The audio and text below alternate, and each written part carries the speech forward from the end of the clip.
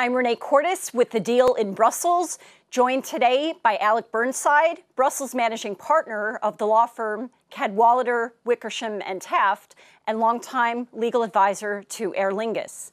Thank you very much for joining us. Today we're talking about minority shareholdings and how they should be regulated.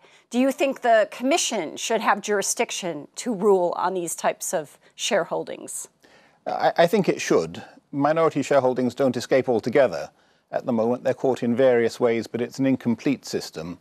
It would be much better if there were a single coherent system for notifying minority shareholdings and dealing with them on a suitable timescale.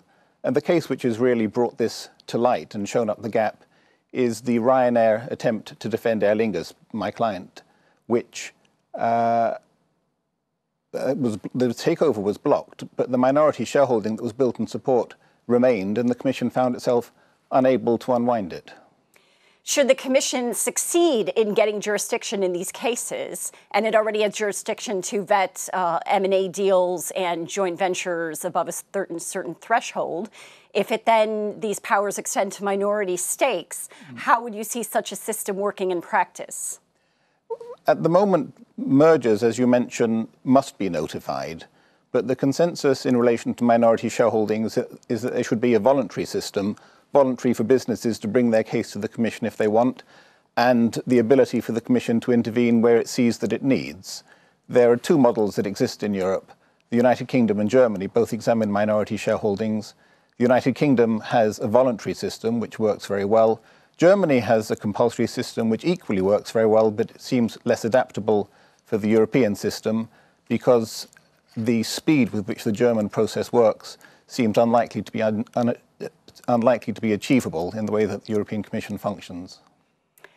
Drawing on your experience with Aer Lingus and Ryanair, are there any lessons to be learned from that situation to shape the policy debate, particularly in a situation where you have a hostile shareholder and a very unwanted minority shareholder? Well, there's a narrow lesson which can be learned, which is that at the end of the examination of a hostile takeover bid, there should be the power to unwind a remaining minority shareholding, even if by itself that shareholding doesn't give control.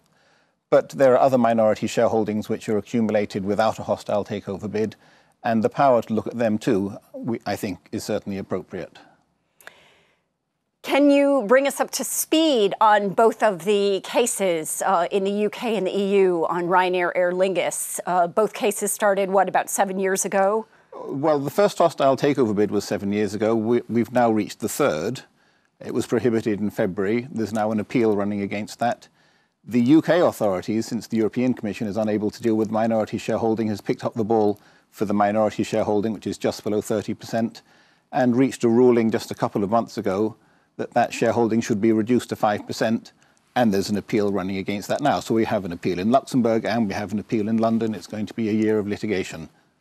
And what happens next? Are there any hearing dates set? We have a hearing in the London litigation in February.